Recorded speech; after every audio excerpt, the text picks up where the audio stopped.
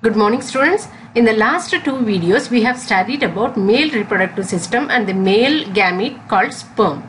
Today in this video we are going to study about female reproductive system and the female gamete ovum.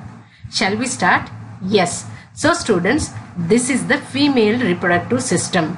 Now what are the parts present in this system? There are 5 main parts in this system. They are a pair of ovaries. So where are these ovaries? These oval structures over here are called as ovaries. So 2 ovaries are present. This one and this one. Then a pair of fallopian tubes. So these tube-like structures over here are called as fallopian tubes. Fallopian tubes have other name called oviducts. So fallopian tubes are called as oviducts. Next, uterus. So uterus is this chamber, this central chamber that is present in female reproductive system is called as uterus. Next is cervix. This narrow passage that is connecting uterus and the next part vagina is what is called as cervix. Then finally the vagina. It is a tubular canal which opens out of the body. Got it? So there are 5 main parts: a pair of ovaries, fallopian tubes, uterus, cervix and vagina. Now we are going to see about the details of each part.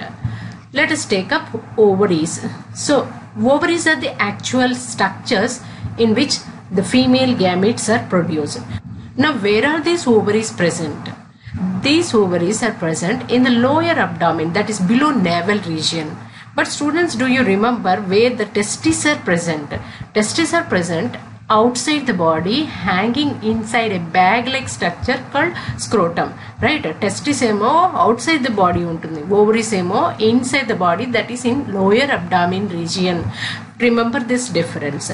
Now, each ovary contains millions of immature ova by birth. So, a girl child contains millions of immature ova in her ovaries by birth. But in case of males, the sperms are produced only after puberty, that is after the age of 13 to 14 years. Remember this difference too. Now, where are these ova present? These ova are actually present inside small room-like structures called as follicles. So each room, each follicle contains one immature ovum. Understood? Now, during puberty, that is when the girl attains the age of 13 to 14, her pituitary gland releases a hormone called as follicle stimulating hormone. See the name. So follicle stimulating hormone means it is the hormone which stimulates the follicles. But do you know this hormone triggers or stimulates one follicle per month. So each month it triggers one follicle to grow and transform into fluid filled cavity called as Graafian follicle.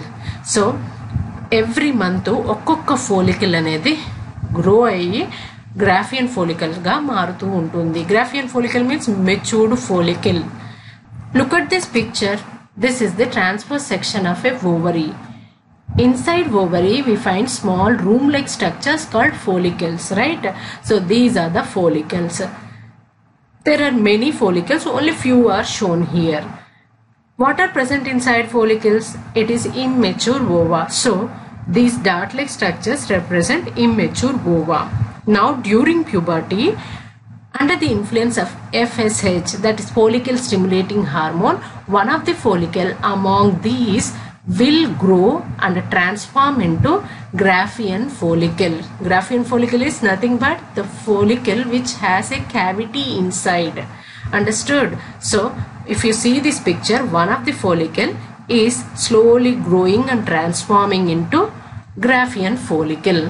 Now by the time a follicle develops into a Graafian follicle, the premature ova, that is immature ova, develops into mature ovum. This mature ovum is then released out by rupturing the Graafian follicle. This process of release of ovum from the Graafian follicle is called as ovulation. So a single matured egg is released by one of the ovaries each month alternately. It means if the left ovary releases ovum this month, it is the right ovary that releases egg next month. Understood? So ఒకసారి left ovary నుంచి ova release అవుతుంది, ఇంకోసారి right ovary.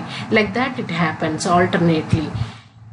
And this process of ovulation requires a hormone called luteinizing hormone. So when the Graafian follicle is ready for the release, that time the pituitary gland of the girl releases a hormone called luteinizing hormone, and this hormone helps in the release of the ova, rupturing of the ova from the Graafian follicle and release. Understood? This is about ovaries. Now we shall see about oviducts. There are two oviducts, and these oviducts arise on either side of uterus. So this is the uterus. This central region is uterus, and on either side of uterus we find one oviduct. This side one oviduct, and this side another oviduct. Each oviduct, if you observe, has a funnel-like structure with finger-like projections. See here the funnel-like structure with fingers over here. So here also funnel with fingers.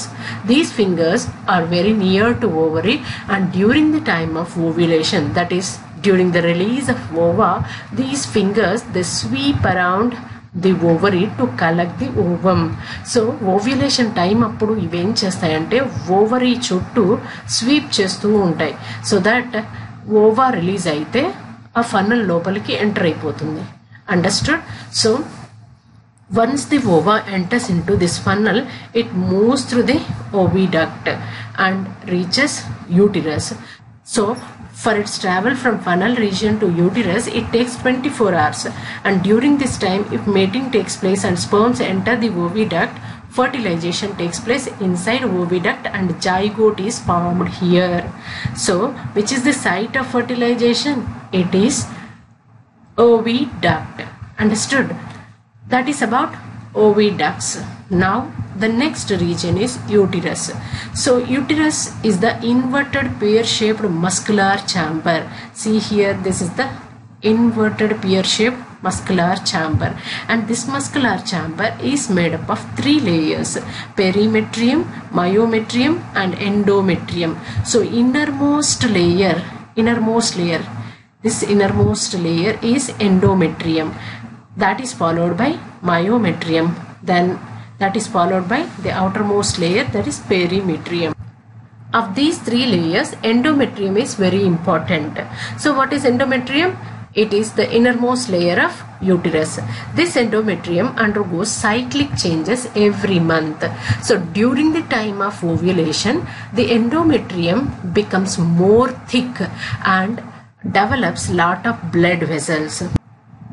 This is because the fertilized ovum after reaching uterus sticks to the wall of endometrium and then inserts itself inside the endometrium.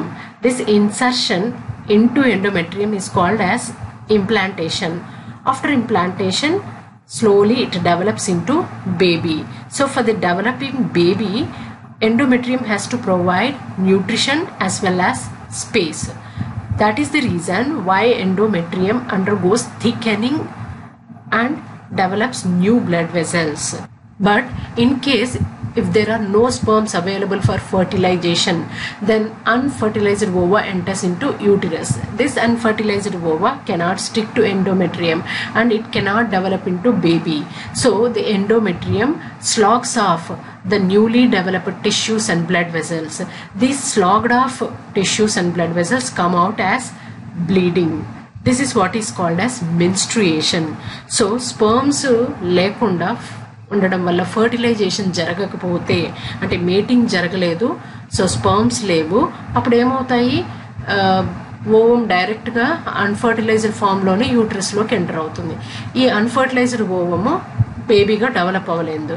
So ఏమవుతుందంటే ఎండోమెట్రియము న్యూగా develop చేసుకున్న ఈ టిష్యూస్ని, blood వెసల్స్ని break చేసేసుకొని bleeding ఫామ్లో vagina ద్వారా వచ్చేస్తుంది. దీన్నే ఏమంటారంటే మెన్స్ట్రుయేషన్ అంటారు. సో ఫర్టిలైజ్ అయితే బేబీ డెవలప్మెంట్, ఫర్టిలైజేషన్ జరగకపోతే menstruation. Did you understand? Yes, so that is about uterus. Now cervix. So what is cervix? I told it is a muscular tube. It is a muscular, narrow muscular tube that connects uterus with vagina. Now vagina. So vagina is also a tubular structure, and this structure opens to outside. This structure is also called as birth canal, because once the baby development is completed, baby comes out through cervix and then through vagina to outside. Got it, students? So this is about female reproductive system. Now what is left over? It is the structure of female gamete, ovum. See here, this is the structure of ovum. Students, unlike sperms, ovum is spherical and non-motile. Spherical means sphere-like. Non-motile means it cannot move. You know sperms move by flagellum, right? But here there are no such structures. So ovum cannot move. But students, do you remember I told ovum moves from this funnel region into uterus. Then how is it possible if it cannot move? Yes. This oviduct contains cilia, hair-like structures inside, and these hair-like structures push the ovum into the uterus. Got it, students? Then come back. So ovum is unicellular like sperm and is covered by plasma membrane. See here, this is the plasma membrane. This layer is the plasma membrane.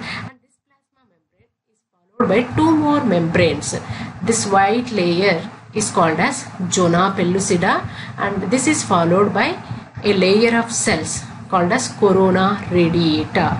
So ovum has finally three membranes: plasma membrane, zona pellucida, followed by corona radiata.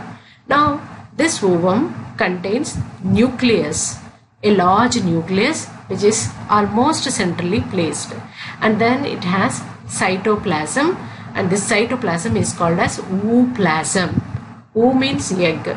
Because ovum is egg, it is called as ooplasm. Cytoplasm is called as ooplasm. So this is the structure of ovum. Very simple, right? Yes. Students, I hope you understood the structure of ovum and the structures present in female reproductive system. In the next class, we are going to see the fertilization and childbirth.